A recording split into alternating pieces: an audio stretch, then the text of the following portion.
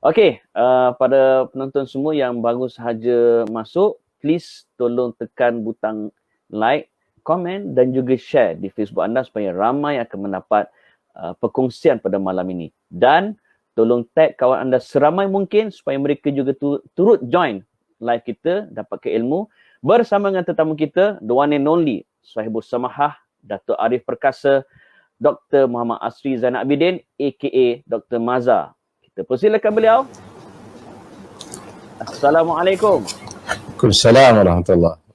Sihat, Datuk? Alhamdulillah. Baik. Alhamdulillah. Datuk di rumah ke di pejabat? Ini di rumah, di library. Dia beli rumah. Dan saya berbesar hati kerana berpeluang untuk menyaksikan sendiri. Masya Allah, dahsyat library Dr. Maza. Terima kasih. Adakah tu semua koleksi buku Dr. Maza ataupun ada lagi yang tak tersimpan? Ni koleksi ada lagi tapi kebanyakan dah ada sini lah. Sebahagian lagi ada lagi yang bahan-bahan yang saya dah baca tapi tak dapat, sebahagiannya dulu tak sempat buat balik dan seumpamanya, dan insya-Allah akan collect lagi semua yang diperlukan insya-Allah. Alhamdulillah. Om Putih kata you are what you read. Kita adalah apa kita baca. Okey doktor, tajuk kita pada malam ni adalah purdah. Tapi sebelum kita pergi soalan-soalan yang kritikal Datuk, soalan pertama saya rasa simple tapi dah viral dalam masyarakat kita tentang, kita tengok gambar ni, ada yang kata berbeza di antara purdah, niqab dan burqa. Betul ke ada beza ni Datuk? Boleh tolong clear kepada penonton? Dia berbeza bahasa. Burqa ni mungkin dia ambil daripada perkataan Arab al-burqa. Al-burqa ni disebut juga di dalam hadis di mana Nabi SAW ada menyatakan wa talbisu al-muhrimatu ma sya'at illa al-burqa.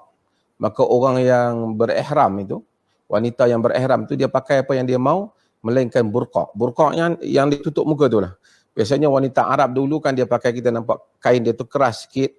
Kita ataupun sekarang ni macam di Afghanistan mereka tutup tak nampak, tinggal sikit, dia panggil burqa. Dan Nabi SAW larang memakai burqa ini ketika orang berihram. Ya, dan juga seperti mana larangan kepada memakai niqab. Niqab itu bahasa Arab, mungkin Melayu panggil purdah lah. Purdah ni saya tak tahu bahasa itu, mungkin bahasa Melayu lah kot, ataupun dia ambil daripada mana-mana. Kalau burdah lain, burdah kain itu, tapi yang ni purdah. Purdah ni orang Melayu biasanya faham yang tutup muka. Cumanya kita tak pasti, mungkin di dalam masyarakat kita mereka tak berapa jelas kadang-kadang bila mereka maksudkan purdah itu apa. Sebahagian mereka kata tutup muka je purdah kan. Tapi kalau niqab yang dipahami itu, yang dimaksudkan oleh para fuqaha itu, dia menutup semua melainkan mata sahaja. I see. Okey. Sekarang kita masuk perbincangan yang lebih serius Datuk. Okey. Bila Niloufar mula memakai purdah, tiba-tiba majoriti umat Islam, rakyat Malaysia, even yang bukan Islam dah mula bincang tentang purdah. Semalam pun ada selebriti call saya Datuk, pukul 12 lebih, tanya betul ke Min, sebab dia dah otai, dia kata betul ke Min akak ni yang dah tua ni berdosa tak pakai purdah, dia tanya. So soalan saya Datuk, pertama sekali, adakah purdah ni sunnah? Sebelum saya jawab soalan itu, saya takut nanti terganggu perasaan orang-orang yang sudah memakai ni. Jadi saya kena mukaddimahkan ini sedikit, iaitu bahawasanya memakai purdah ini adalah hak individu. Maksudnya seorang individu itu seperti mana dia berhak memilih untuk memakai tudung labuh ke, tudung bulat ke, ataupun warna-warna tudung yang dia nak pakai, itu adalah hak dia yang tidak dipertikaikan lah di sudut pilihan dia, selagi mana dia tidak mengganggu orang lain dan selagi mana dia tidak menuduh orang lain bahawasanya yang tak pakai itu kurang agama dan seumpamanya. Dari segi hak, dia berhak untuk memakainya kerana itu adalah pilihan peribadi. Dan dari segi adakah ia bercanggah dengan Islam, tentulah ia kalau pilihan peribadi tak mengganggu orang, ia tak bercanggah dengan Islam. Cuma kalau persoalan Brother Amin tu dia ke depan sikit. Adakah dia tuntutan agama? Kalau tanya saya, ia bukan tuntutan agama. Dia bukan tuntutan agama kerana bahkan kalau kita lihat dalam semua mazhab-mazhab Islam, daripada mazhab Abu Hanifah, mazhab Imam Malik, dalam mazhab Syafi'i dan mazhab Hanbali, kesemuanya mereka menegaskan bahawasanya muka dan tapak tangan wanita itu tidak aurat. Bahkan di kalangan mereka ada yang lebih daripada itu, seperti dalam qaul Imam Abu Hanifah yang menganggap kedua kaki atau tapak kaki ini tidak juga aurat, seperti juga qaul Al-Muzani dalam mazhab Syafi'i juga mengecualikannya. Ya. Jadi artinya bahkan ada dari riwayat Ikrimah sehingga dia disebut sughratun nahar, yakni muka sehingga ke pangkal leher. Yang lebih luas lah, tapi itu bukan qaul yang agak terpencil. Namun apa yang penting jika kita lihat asas perbincangan itu ialah di ayat di dalam surah An-Nur yang menjadi perbincangan. Wala yubdina zinatahunna illa ma zahara minha. Mereka tidak menzahirkan, menampakkan zinatahun, perhiasan mereka, illa ma zahara minha, melainkan apa yang zahir daripadanya. Perkataan zahir itu apa? Yang ni bila dia pakai tudung semua, apa yang dia zahir? Kebanyakan ulama riwayat Ibnu Abbas daripada Aisyah ke semuanya mereka menunjukkan iaitu wajhuha wa kaffaha, wajahnya dan kedua tangannya.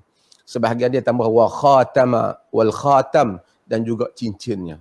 Maka artinya pada majoritinya ialah mereka tidak menganggap bahawa muka menjadi kewajipan agama untuk menutupnya. Tapi saya bagi tahu ia pilihan, tapi untuk dikaitkan dengan agama, nasnya tidak kuat. Bahkan jika kita lihat Nabi SAW larang wanita-wanita yang berihram, melakukan ihram, memakai burdah, kan? Nabi SAW kata la tantaqibul mar'ah al-muhrimah wala talbisil quffazan. Jadi dia jangan dia wanita itu memakai niqab ketika dia berihram, dan jangan dia juga memakai sarung tangan. Jadi dengan itu menunjukkan bahawasanya, itu dalam hadis Bukhari, menunjukkan bahawasanya kalaulah purdah itu wajib, masa tawaf itu banyak lelaki dan perempuan berdekatan juga, dan semua orang dapat melihat. Itu waktu ibadat pun dilarang untuk memakai purdah ataupun niqab, maka sudah tentu ia bukan kewajipan agama. Bahkan kita melihat kepada hadis-hadis Nabi SAW, kalau wanita itu berpurdah, dia datang, rawi hadis itu akan meriwayatkan dia memakai purdah. Imra'atun muntaqibat, dia akan kata wanita yang memakai purdah, kan? Maksudnya yang lain tu tak pakai lah, bila seorang dua pakai. Tapi menunjukkan Nabi tak larang lah. Kadang-kadang walaupun ada riwayat Abu Daud, dia sedikit dhaif, tapi dia sebut suatu wanita telah datang kepada Nabi. Sahabat komplain, dia kata, tas'alina an ibnaki wa anti muntaqibah, kamu bertanya tentang anak-anakmu sedangkan kau berpurdah. Maksudnya dia pelik lah, kau berpurdah ni, siapa yang berpurdah maksudnya. Tapi menunjukkan Nabi SAW tidak larang lah. Sehingga namun begitu kita lihat pada kehidupan pada zaman itu tidak berpurdah. Sebab itu kita lihat dalam hadis Al-Imam Al-Bukhari umpamanya, hadis ketika Nabi menunaikan haji, Al-Fadl bin Abbas dia radif Nabi SAW, dia ikut di belakang Nabi SAW. Jadi apabila datang satu wanita bertanya kepada Nabi, dalam riwayat An-Nasa'i dia kata, wa kana imra'atan hasna, satu wanita yang cantik, dia tanya Nabi. Jadi faja'ala al-fadl, maknanya muka dia nampaklah. Dia kata faja'ala al-fadl yanzuru ilaiha wa tanzuru ilaih, menyebabkan Fadl tengok pada dia. Dia cantik, kan? Fadl sepupu Nabi pusing kepala Fadl. Nabi pusing kepala dia. Jadi menunjukkan, tapi Nabi tak kata awak muka cantik pergi pakai purdah. Nabi tak kata ke dia. Nabi tak kata, tak ada arahan begitu. Tapi ini hadis-hadis ni, hatta hadis-hadis yang lain kata kita lihat, sehingga ada wanita Subai'ah umpamanya dalam riwayat Al-Imam Al-Bukhari. Dia Subai'ah ni dia adalah dulunya isteri kepada Sa'ad bin Khawlah. Sa'ad bin Khawlah dia terlibat dalam peperangan Badar. Kemudian masa Fathul Makkah, Sa'ad bin Khawlah ni dia meninggal. Apabila dia meninggal, Nabi SAW, isteri dia Subai'ah ni, dia mengandung masa tu. Bila dia mengandung dan dia lahir anak. Dia orang tak faham lagi adakah dia lahir anak, kalau dia meninggal kena kena tunggu sampai lahir anak, kemudian 4 bulan 10 hari atau macam mana. Jadi dia dah lahir anak, dia terus fatajammalat, dalam hadis kata, dia pun bersolek cantik, pakai cantik. Bila dia pergi ke tempat lain, dia jumpa dengan Abu Sanabil bin Ba'kak. Dia lihat, dia kata, "Oi, kau ni bersolek." Dia kata, "Tatajammalin, engkau ni bersolek, kenapa? Kau nak kahwin ke?" Jadi dia kata, "Kau tak boleh kahwin sehingga habis. Kau kena tunggu iddah kau." Dia terus pergi jumpa Nabi SAW. Tapi menunjukkan dia bersolek, dia kerana dia kata fatajammalat lil khutab, dia bersolek untuk orang meminangnya. Maksudnya dia pakai cantik, wow, wajahnya cantik. Jadi maksudnya wanita pakai cantik dan kemudian dengan solekkan yang tak melampau, yang orang tahu bahawasanya dia bersiap supaya orang berkenan kat dia untuk dia berkahwin. Semua itu berlaku menunjukkan purdah tidak diwajibkan oleh agama. Okey. Maknanya hadis-hadis yang Dr. Mazhar sharekan tadi, secara defaultnya memang masyarakat Arab ada yang memakai purdah. Bila dia jumpa Nabi, Nabi tanya dia, Nabi tak larang dan Nabi tak suruh. Macam tu, Doktor? Nabi, kita tengok riwayat-riwayat, ada wanita yang datang memakai purdah dengan keadaan riwayat wanita itu datang memakai purdah. Jadi menunjukkan yang lain tu tak pakailah. Kalau tidak, kalau semua pakai, buat apa nak bagi tahu? Nabi tak tanya. Tapi Nabi tak larang. Cuma kita tengok Nabi larang apabila mereka nak melakukan ihram. Okay. Masuk di situ Nabi larang. Kalau kalau tidak ihram, mereka tak larang. Jadi oleh kerana itu jumhur para ulama, majoriti para ulama tidak mewajibkan purdah. Jadi Datuk, mari mana asal-usul purdah ni sebenarnya sampai ke kita duk tengok sekarang ni? Okey, oleh kerana jumhur para ulama, bila saya sebut maksudnya majoriti para ulama pun begitu, ada di kalangan para ulama, khususnya ulama-ulama di Arab Saudi, mereka itu cenderung kepada pandangan yang mewajibkan purdah. Ini termasuklah Syekh Abdul Aziz Abdullah bin Bas, termasuklah Syekh Muhammad Saleh Ibn Uthaymin, hatta Dr. Sa'id Ramadan Al-Buti, Syafi'i daripada Syam. Mereka semua ni berpendapat bahawasanya mewajibkan pakai purdah. Tapi jika kita lihat dalil-dalil yang dikemukakan, tidak ada suatu alasan syarak yang begitu kuat untuk menyokong mereka dalam pandangan ini, dalam hal ini bagi saya. Sebab itu pendapat mereka bahawasanya semua wajah itu, alasan mereka yang terkuat, al-mar'atu aurah, wanita itu aurat. Jadi oleh kerana wanita itu aurat, semua tubuh wanita adalah aurat, bahkan di kalangan mereka begitu keras, kuku wanita pun tak boleh nampak. Cumanya saya agak macam timbul persoalan sedikit, kerana di Malaysia ni ada orang yang memakai purdah. Mungkin saya tak petikailah, terutamanya musim sekarang ni, kerana kita pun pakai mask kan, ada kebaikannya. Cuma kalau mereka mungkin mereka memakai itu di atas pendapat yang ditegaskan oleh ulama-ulama Saudi yang mewajibkan pakai purdah itu. Sebab itu kita tengok di Saudi pakai purdah dan ramai aliran-aliran di Teluk ni pakai purdah. Cuma saya nak sebut juga, walaupun mereka yang mungkin daripada aliran Salafi yang menganggap purdah ni, sebenarnya tokoh seperti Syekh Nasiruddin Al-Albani, dia sendiri menulis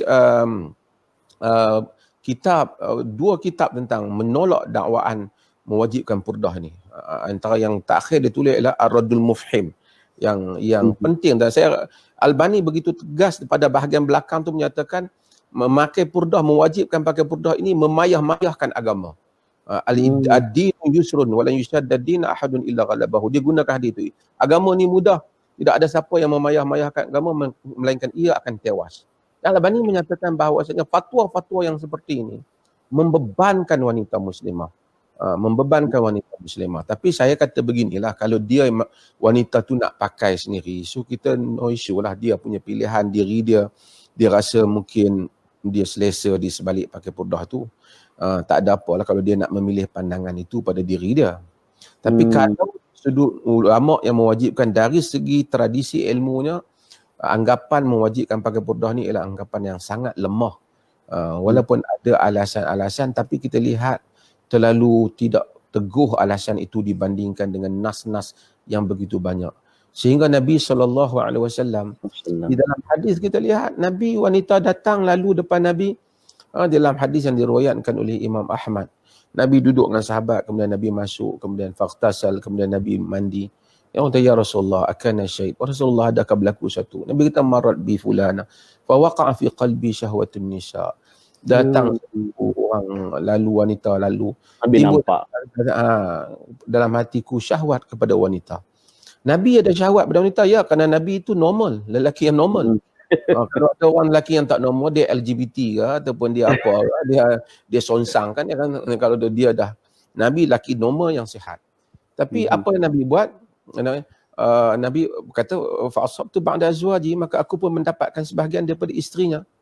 Fakadzalika fa'alu, yang demikian itu kamu lakukan. Maksud bila kamu ada syahwat kepada wanita, kamu dapatkan isteri kamu, kata Nabi sallallahu alaihi wasallam. Fadzalika min amathili a'malikum ityanul halal. Yang demikian itu ialah contoh-contoh amalan-amalan kamu yang baik, itu mendatangkan yang halal. Jadi ini semua menunjukkan, hadis-hadis ni menunjukkan Nabi nampaklah wajah dia. Dalam hadis banyak datang wanita ini perah pipinya. Jadi menunjukkan wanita dia memang tak pakai purdah. Dia tutup muka. Jadi untuk itu ulama-ulama yang mewajibkan ni argument mereka tidak kuat. Tapi kalau itu adalah pilihan peribadi, satu orang nak pakai, tak ada masalah lah, dia bolehlah pakai. Cuma macam saya kata tadi, saya herannya ataupun saya rasa macam agak asing sedikit. Bukan kata salah lah, tapi saya tengok di Malaysia ni ada orang yang pakai separuh. Dahi dia nampak, mata dia semua nampak, dia separuh. Sebenarnya kaul yang seperti itu tak ada lah mana-mana ulama. Yang ada ialah dia tutup semua, melainkan mata dia saja. Mata dia saja. Yang mana kita, mata dia saja. Macam tu, nampak mata saja. Itu pun mereka bincang mata sepatah tu ke dua ke boleh buka. Patah begini juga. Tapi kalau yang separuh macam ni, yang dahi semua nampak, semua ni yang kita tengok kadang-kadang style ni, sebenarnya tidak mewakili mana-mana mazhab jumhur ataupun yang tidak jumhur. Majoriti, yang minoriti pun tidak mewakili. Sama ada dia, kalau dia pakai semua sampai tak nampak apa, melainkan mata dia saja. Itu ada qaul. Itu yang qaul yang mereka wajibkan. Jadi tak apalah, tapi ya. Ada satu juga persoalan bila Datuk sebut, saya suka bila Datuk sebut, satu dia bukan sunnah, tapi dia adalah hak peribadi, kalau dia nak pakai, dia pakailah. Ya. Ada satu soalan dari penonton, Abu Sufyan kata, bagaimana setengah golongan menanggap berpurdah ini aku dah dapat hidayah dari Allah. Adakah ini bermaksud purdah ni tanda dia menerima hidayah, tanda amalan mulia? Satunya saya husnuzan dengan orang pakai purdah ni.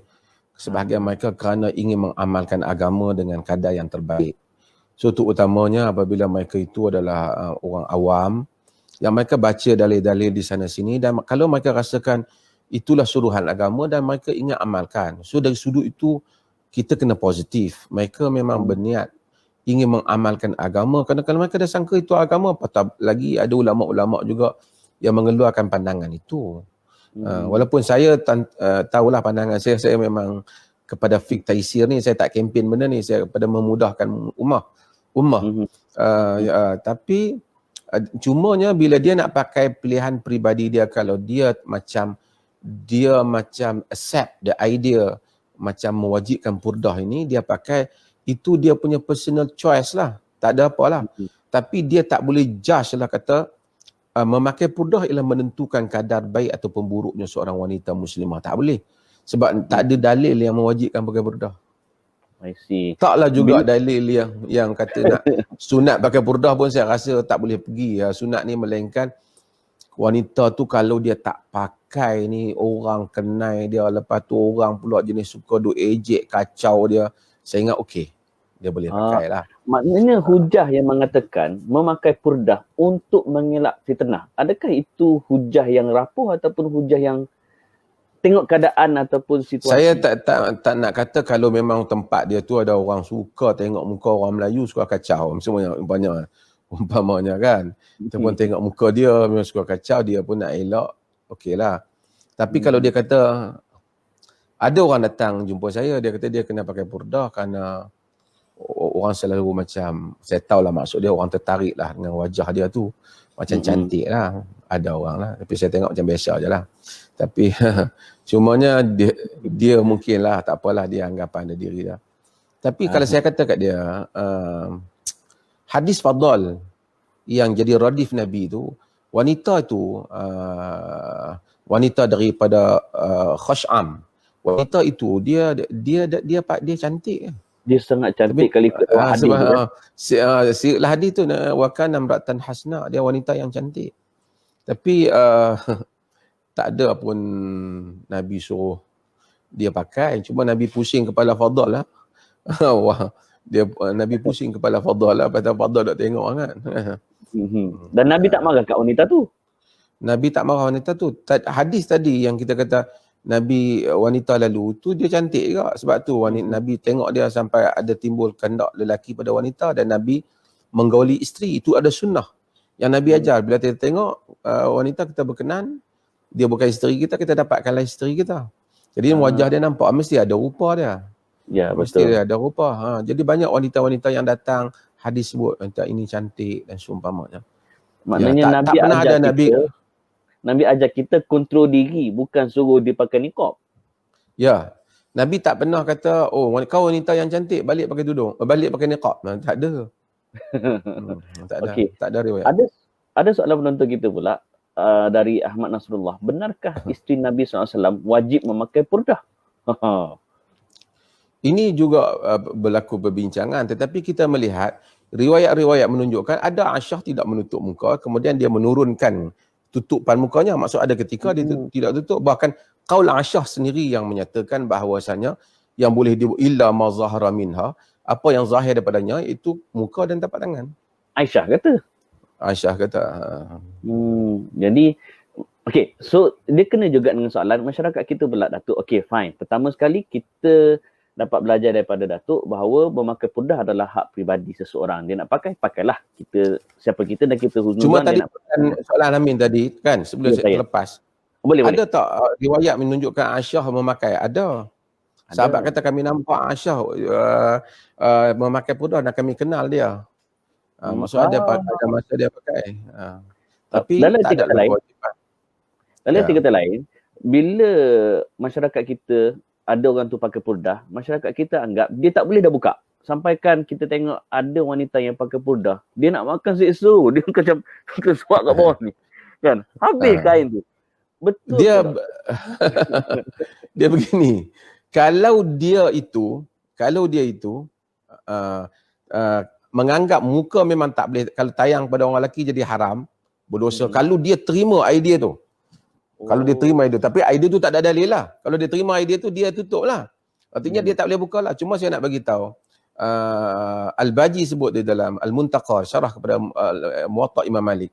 Kalau Imam Malik bahawasanya, orang tanya Imam Malik, bolehlah orang wanita makan dengan lelaki yang bukan suami dia? Dia kata boleh. Tidak mengapa. Artinya misalnya, kalau nak makan mesti muka terbuka.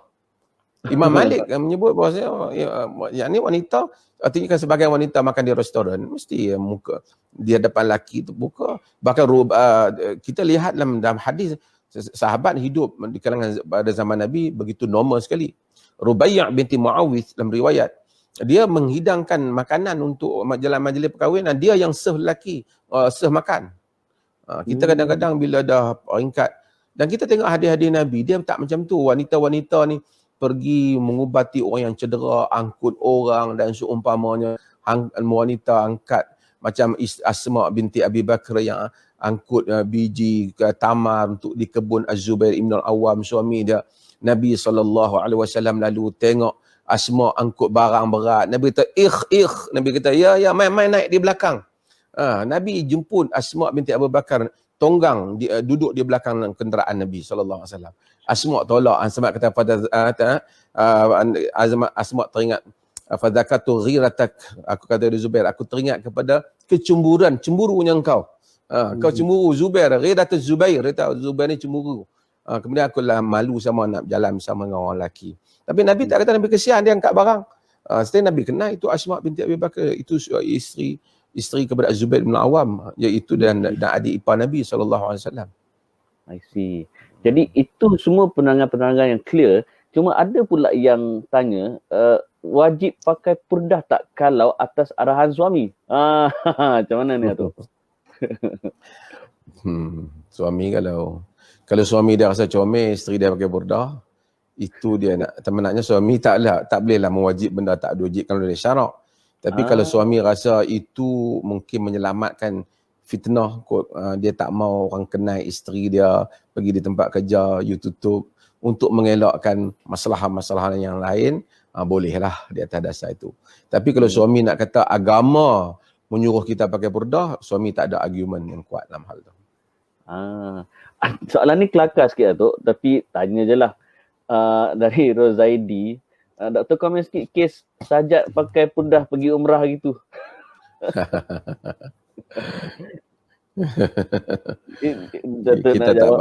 Kita tak payah hurai, tak payah komen benda yang tak terpakai. Benda tu ada isu kan, tak perlu pakai. Okey. Ada juga soalan dari penonton kita. Saya rasa beliau, saya tak pasti ini gambar dia ke gambar Nilofa. Macam mana kalau kita nak pakai niqab ni kerana Allah, kerana berasa sangat malu ingin menunjukkan muka kita di hadapan lelaki ajnabi, dan juga kerana kita ingin mengelakkan dari dipandangan lelaki ajnabi. Mohon pendapat Datuk. Silakan. Tak. Dia kita nak buat benda kerana Allah ni tak apalah. Baguslah niat tu. Tapi kita kena establishkan satu hal dulu. Iaitu kita kena stabilkan benda tu Allah suruh lah. Allah suruh, Allah dan Rasul suruh, jadi kita buat kerana dia lah. Kalau kita yakin itulah Allah dan Rasul suruh, ataupun you convinced that is what Allah and His Prophet want from you, based on dalil, kalau macam tu tak apalah. Tapi kalau sekiranya based on dalil, saya rasa tak akan kuat untuk menyatakan wajib. Jadi, tapi kalau dia rasa lelaki tengok muka dia, yalah, pada zaman Nabi pun macam tu kan, Nabi pun ada tengok juga muka orang perempuan. Tapi macam tu lah, kemudian tengok, kalau taklah tengok muka dia, macam Fadal juga tengok tadi, Nabi pusing kepala dia kan. Jadi orang berjual beli pada zaman Nabi tengok juga. Wanita yang cantik yang datang tanya, Nabi tengok juga dia. Untuk tujuan itu, sehingga fuqaha ada bincang, kalau tengok muka dengan tapak tangannya boleh pun tidak. Ataupun yang dikata yaghdudna min absarihim tu, yakni rendahkan pandangan mereka itu merangkumi yang mana. Tapi tak apalah. Kalau dia rasa dia convince betul lah dengan dalil-dalil yang ada dalam kalangan yang mewajibkan tu, di atas dasar itu saya rasa kalau pada waktu itu dia convince, mungkinlah lillahi ta'ala lah kan. Tapi macam saya katalah, kalau saya nak buat benda ni lillahi ta'ala, saya kena make sure dulu benda tu Allah suruh lah. Kalau benda tu tak ada dalil yang jelas, kita nak kata kerana Allah Ta'ala, susahlah juga kan. Susah sikit. Dia sama juga dengan sama juga yang ni. Adakah pahala khusus untuk orang memakai purdah? Lalu dikata niat untuk mendekatkan diri pada Allah dan Rasul.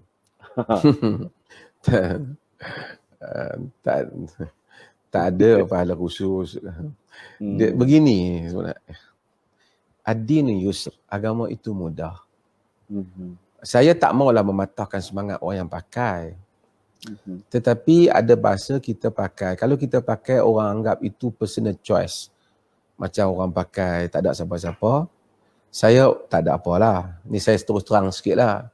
Brother Amin. Silakan. Tapi yang saya risau, bukan di Malaysia lah, khususnya saya pernah duduk di UK dan juga pernah pergi beberapa negara Europe, dan saya rasa kalau orang anggap purdah itu adalah kewajipan agama non-Muslim, saya bimbang mereka anggap Islam ni susah. Sedangkan Islam tidak sesusah itu. Dan ruang untuk muslimah tak sepayah itu.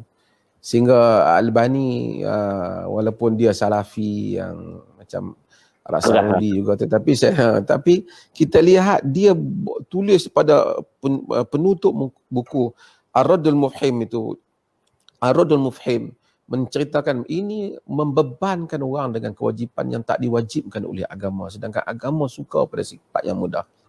Yassiru wala tu'assiru, basyiru wala tunaffiru, mudahkan jangan payahkan, bagi khabar gembira jangan bagi orang lari. Kata Aisyah, ma khuyira Rasulullah sallallahu alaihi wasallam baina amrain illa akhadha bi aisarahuma ma lam yakun ithman. Nabi ini tidak diberi pilihan antara dua perkara, melainkan dia akan pilih benda yang mudah, lebih mudah selagi mana tidak berdosa. Itu yang diriwayatkan oleh Aisyah dalam riwayat Muslim. So, kalau sunnahnya kita pilih yang lebih mudah lah. Tapi kalau kita ada keadaan tertentu, kita dah nak pakai, saya taklah kata kita tak patut, yang penting kita jangan kutuk orang pakai purdah. Itu adalah pilihan mereka, hak mereka.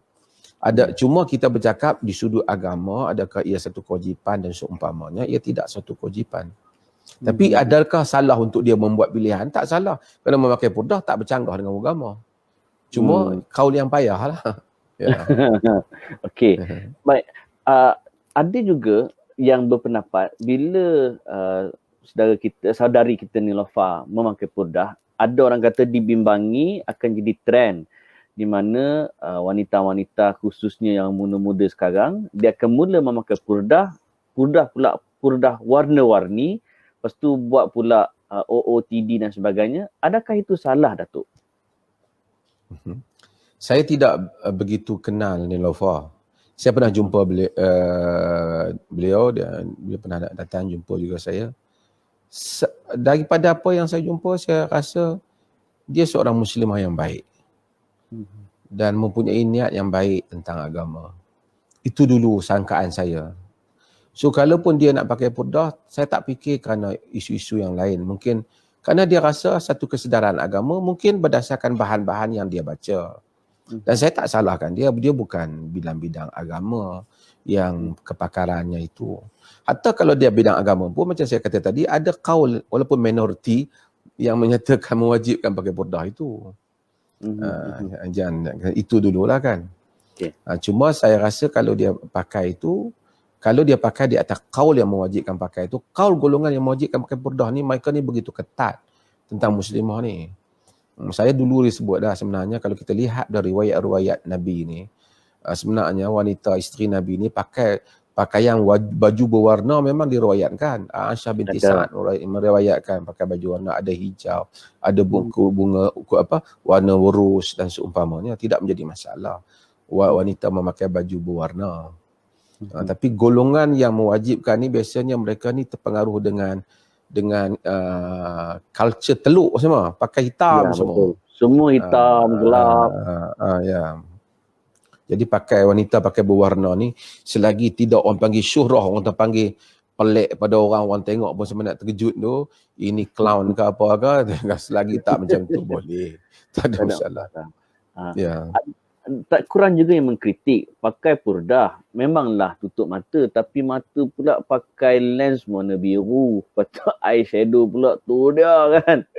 Macam mana tu Datuk? Adakah di sana ada ketidakseimbangan ataupun suka hati dia lah? Macam mana Datuk? Ya, itulah saya kata, kenapa dia pakai purdah? Kalau dia rasa, kalau dia kata agama suruh, dia tadi kita dah bagi tahu tidak ada, bukan kewajiban agama. Kalau dia kata nak menyembunyikan wajahnya yang cantik, takut terpengaruh dengan lelaki-lelaki lain tertawan. Pertama tu pun taklah disuruh agama. Tapi saya rasa kalau cantik-cantik setakat biasa-biasa tu, takut tak termasuk langkau fuqaha yang ganjil-ganjil tu. Hatta saya kadang bukanlah saya ingat tak apalah kot, mungkin kita rasa bukanlah salah, rasa cantik alhamdulillah lah.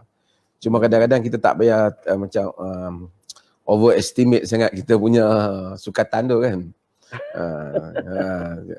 Jadi tak apalah, itu yang pentingnya ialah kalau dia pakai kerana nak elokkan lelaki tengok muka dia nanti terganggu iman lelaki tu, kononnya lah, tapi tak adalah sampai begitu agama.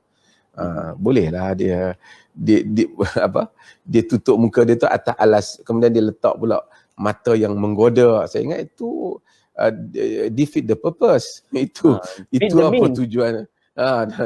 Ya.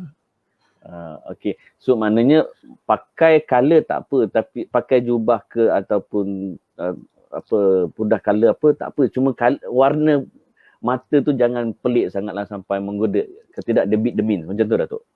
Ya.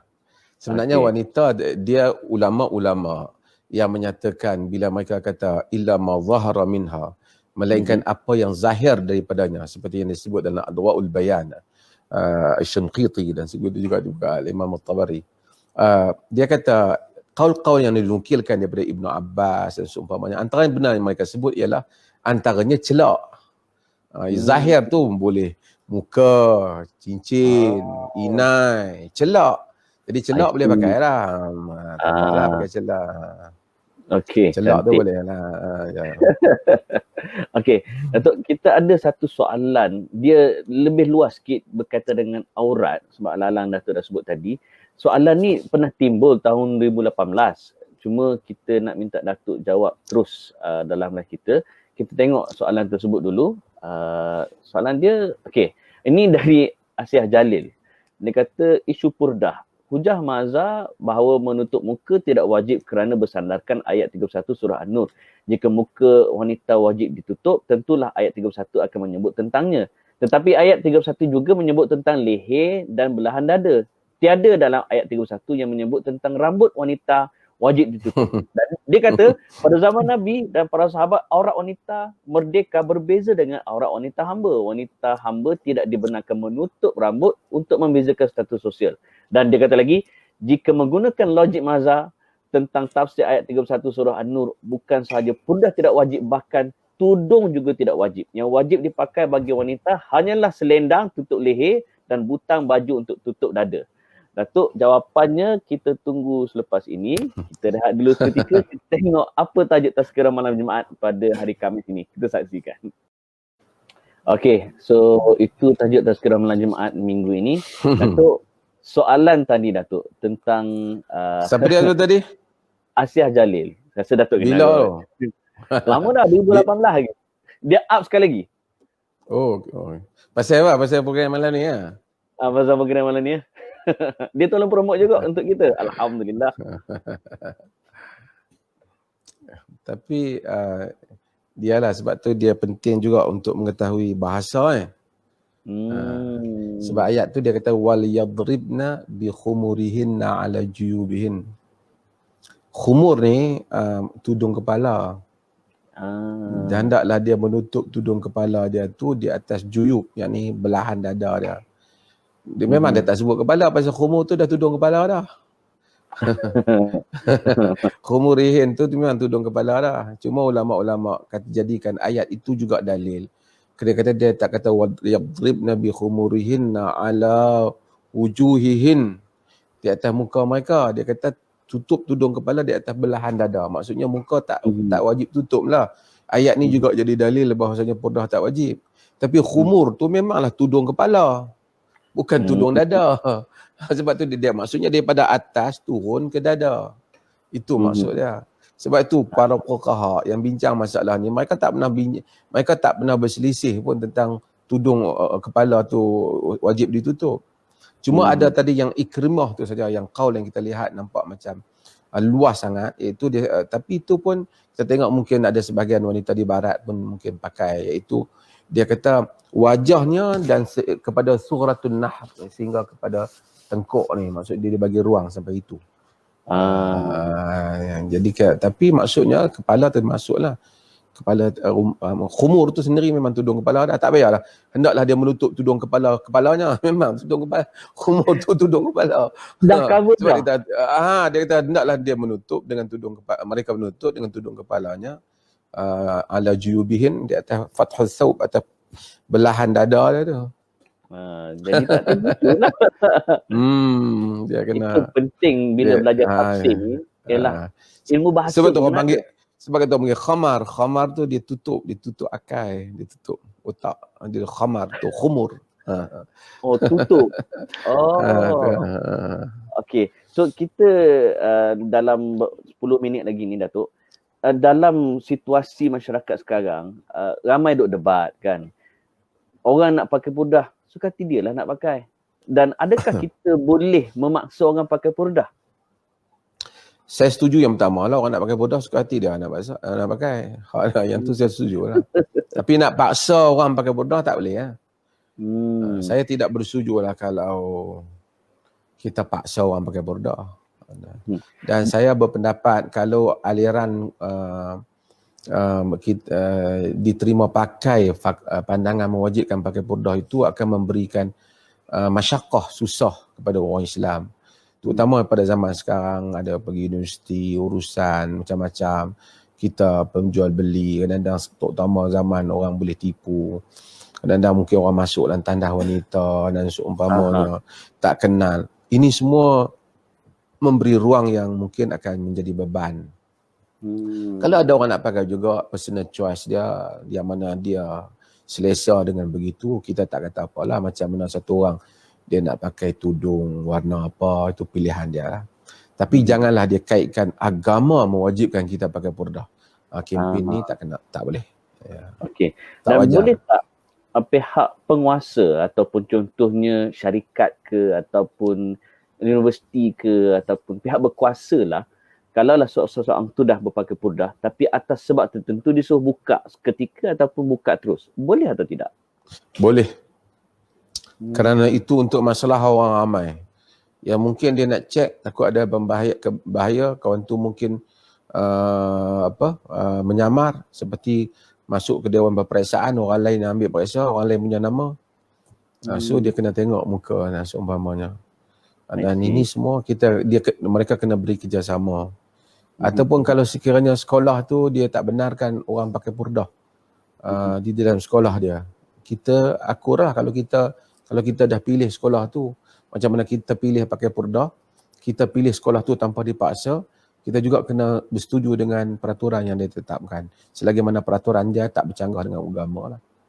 Kalau dia suruh buka lebih pada tu. Dan boleh atau tidak sesebuah institusi itu mewajibkan pula seseorang tu pakai purdah?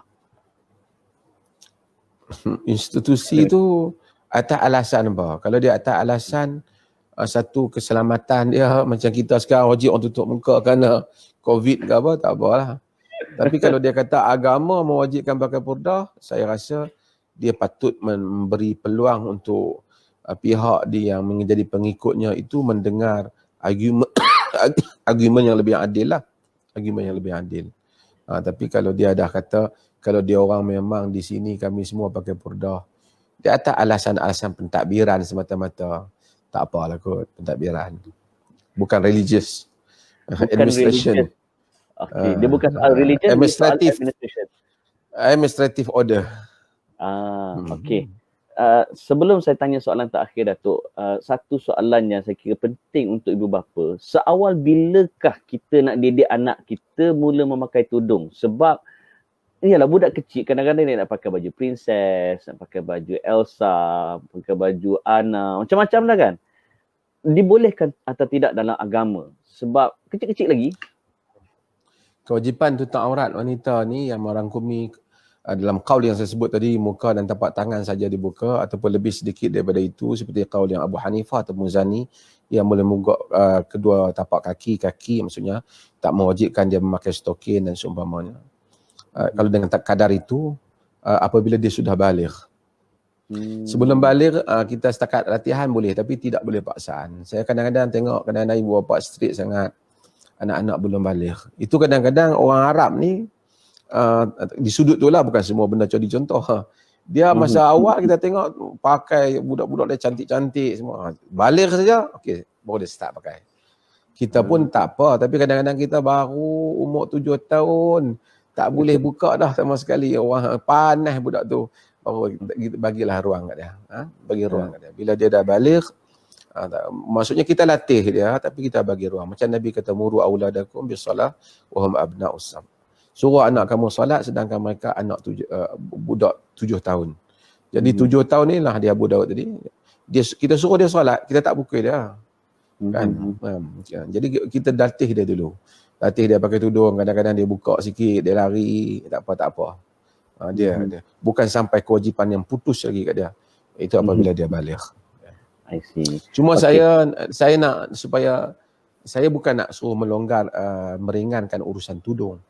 Tapi tudung itu salah satu daripada kewajipan. Orang yang tak pakai tudung itu melanggar salah satu daripada perintah yang disebut dalam ayat tadi. Tetapi itu bukan segala-galanya. Kita tidaklah judge manusia keseluruhannya juga dengan tudung. Kadang-kadang ada orang dia lemah di tudung tapi dia bagus di tempat lain. Kita kena terima juga hakikat itu. Walaupun jangan saya kerana tengok dia tu tak pakai tudung, dia cakap apa pun, dia sedekah apa, saya tak iktiraf. Yang benar dia cakap pun saya tak mau terima. Kadang-kadang berlaku adik-beradik keras dalam masalah itu dan seumpamanya. Mungkin kita boleh anggap itu satu kelemahan, tapi lihat juga mungkin seorang tu ada kelemahan pada satu sudut, positif pada sudut-sudut yang lain supaya kita adil. I see. Datuk, yang ni saya rasa nak kena tanya juga Tok, sebab soalan tu macam menarik. Jika senyuman seseorang wanita membuatkan orang lelaki berkata begini, gugur jantung saya tengok awak senyum, adakah dia wajib pakai purdah? Tak wajib. Jantung dia tak gugur, orang lelaki dia memang banyak bahasa kiasan dia. Bukan masalah perempuan tu kan? Itu jantung memang dia lemah jantung. Gatal kan. Tapi sebenarnya saya nak supaya orang normal berfikir tentang agama. Kan? Kadang-kadang kita pergi sekolah agama, mungkin Brother Amin pun mungkin sekolah agama kot. Sekolah agama lah. Saya sekolah agama tapi semua lelaki tu. So tak ada masalah. Agama ni dia bukan seperti itu yang langsung perempuan ni macam tak boleh. Dia tak seperti itu. Sebab tu kita tengok kan, tawaf lelaki dengan perempuan sekali. Dia taklah sampai pengasingan lelaki tawaf pagi, perempuan tawaf petang. Dia tak ada.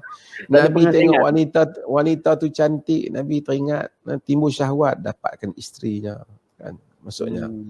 Agama begitu. Wanita datang bertanya dengan Nabi.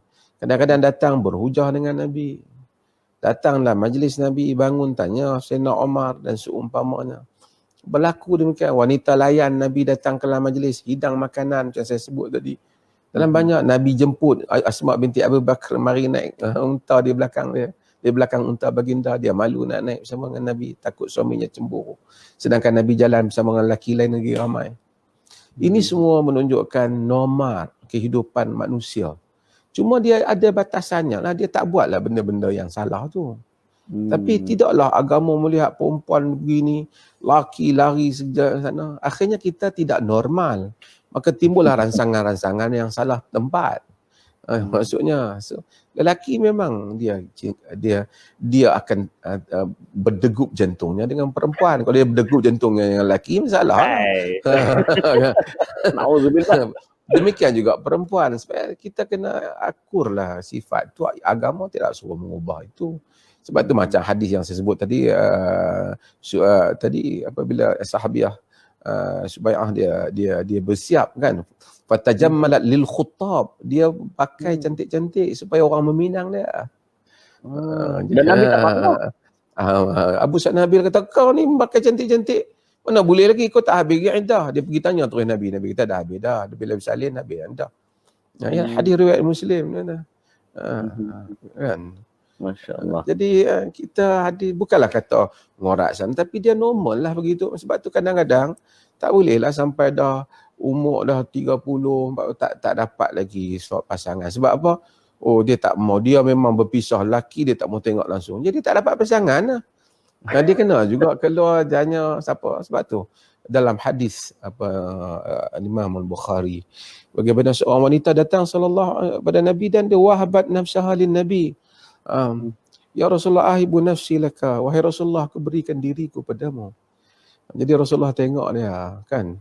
Dia kata Rasulullah tengok dia, kemudian tengok fasa'id dan nadhr wa sawwabah. Nabi tengok ke atas, tengok dia, dan Nabi turunkan pandangan. Nabi diam. Jadi dia tahu Nabi tak nak. Jadi orang lain pula bangun, Rasulullah kahwinkan dia dengan aku. Macam tu lah. Dia offer lagi diri dia pada Nabi. Jadi orang perempuan kalau tengok tokoh dia berkenan dengan siapa, dia offer, bukan ganjil, bukan satu benda yang pelik kau ni, tak ada adab. Tak, ada wanita datang offer diri dia pada Nabi. Yalah, selain daripada Nabi, taklah orang boleh offer diri macam tu. Maksudnya, kalau orang kata, kawinilah saya ingin kepada kamu sebagai orang yang baik. Brother Amin, barangkali orang berkenan kat dia. Tengok Brother Amin ni, ustaz lagi, macam-macam lagi. Kan, jadi, bini tengok. Jadi, tak adalah benda satu yang ganjil. Agama taklah mengajak kita pada satu kehidupan yang keluar daripada abnormal. Agama ni normal. Agama meraihkan fitrah. Ya, fitrah.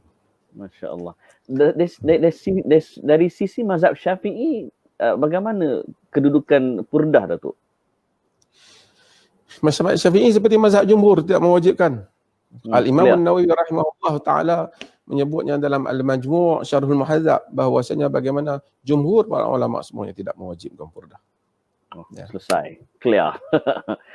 Akhirnya, Datuk, pesanan Datuk. Pertama untuk yang memakai purdah, dan kedua kepada mereka yang tak pakai purdah. Apa nasihat Datuk? Silakan.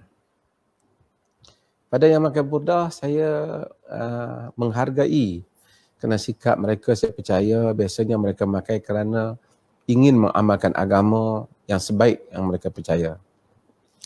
Dan saya rasa tidak ada siapa pun berhak untuk mengeji mereka ataupun mengutuk mereka, kerana pilihan mereka itu, percayalah, mereka membuat perkara itu serta kebanyakan mereka kerana menyangka itulah jalan yang disuruh oleh agama. Cumanya pada sisi pandang saya sama dengan mazhab jumhur, iaitu agama tidaklah mewajibkan purdah itu dan tidak juga ada keperluan untuk kita memakainya. Jika bahkan kalau kita mengelakkannya untuk memberikan persepsi yang lebih positif bahawa Islam tidak membebankan, juga adalah pada saya adalah sesuatu yang baik.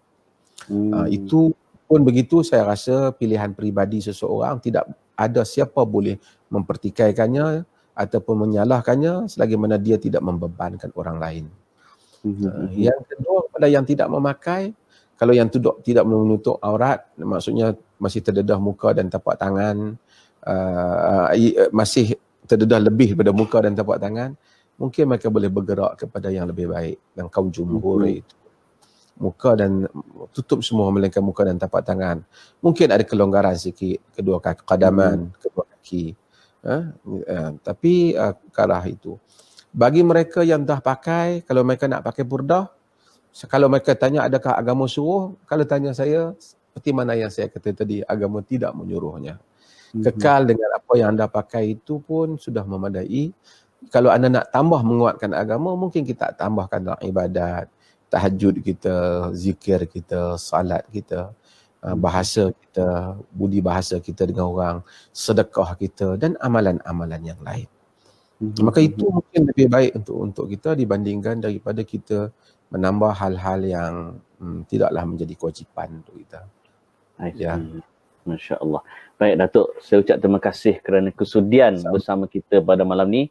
Moga Allah merahmati yang berbahagia Sahibul Samahah. Esok ada banyak program, Dok? Macam biasa, adalah program-program daripada pejabat dan seumpama. Tapi terima kasihlah kepada ni. Ini santai saja di rumah saya, bagus agak. Saya tak payah keluar mana, duduk dalam rumah ya. Hanya perlukan ni. Saya ucapkan terima kasih juga pada PMT yang bersusah payah ni. Brother Sabri dengan Amrul ni datang daripada Penang ni nak bagi gambar ni elok. Tapi dari Penang? Cahaya mungkin tak cukup kot dah. Muka saya tengok muka saya macam blur. Nur Datuk pun dah cukup dah, insyaAllah. Dah berbalam sikit. Tapi saya harap mesej kita capai. Kita tidak ada niat untuk menghina orang pakai purdah. Kita tahu itu pilihan peribadi yang menjadi haknya. Cuma kita bagi tahu dari sisi pandangan majoriti para ulama. Baik. Ada juga yang tanya Datuk tentang pakai serban atas bahu semua benda tu. Yang tu tajuk lain insya-Allah. Itu tajuk lain. Dia tak habis kita malam ni. Okey Datuk, jazakallah khair insya-Allah. Dan terima kasih baru ni kerana sudi menerima saya ziarah rumah Datuk baru ni, masya-Allah. Sama. Saya ingat nanti ada orang bidah ni benda-benda di belakang Amin tu. Habis. Tak lelong. Okey, jazakallah Datuk. All the best. Semoga Allah merahmati. Assalamualaikum.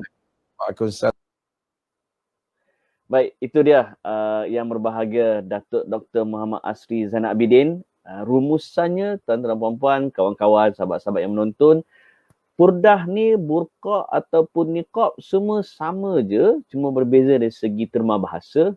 Kedua, purdah tidak wajib bagi seorang wanita, tapi siapa nak pakai itu adalah hak peribadi dia. Kita tak boleh pertikaikan usaha mereka, apa yang mereka nak buat, tetapi jangan mereka sandarkan kalau nak pakai purdah tu kepada kewajipan agama. Okey? Dan juga pada yang memakai purdah, pastikan kita tidak mendatangkan fitnah pada agama. Dan bagi mereka tak pakai purdah yang auratnya seperti mana Datuk pesan tadi masih lagi belum sempurna, berusahalah untuk menyempurnakan ibadah, untuk menyempurnakan aurat masing-masing. Dan kalau nak upgrade amalan kita, upgrade lah dari segi menghidupkan malam, zikir kita, Quran kita, ilmu kita. Itulah cara kita untuk meningkatkan amalan kita. Dan sekali lagi, bagi mereka pakai purdah, Datuk kata kita hormati mereka, jangan kita kecam mereka. Mereka buat benda baik, silakan, right? Dan kita sendiri kalau ada kekurangan, kita upgrade ibadah kita, insya-Allah. Jadi sekali lagi saya ucap terima kasih kepada yang berbahagia Datuk tadi kerana sudi bersama pada malam ini. Terima kasih semua kerana yang menonton. Ada yang lock Hulkbuster Veronica Muhammad Fazli. No way. Ada yang lock Iron Man. Habis dah abang aku weh. Right. Aziz Azizain, itulah masalah pemikiran orang kita, bukan pada pandangan ilmu tapi prasangka nak pakai baguslah. Kita tak kata apa kan. Ya betul, tepat sekali. So Nilofa nak pakai ke, siapa-siapa nak pakai ke, tak ada hal. Yang masalah bila lelaki pakai.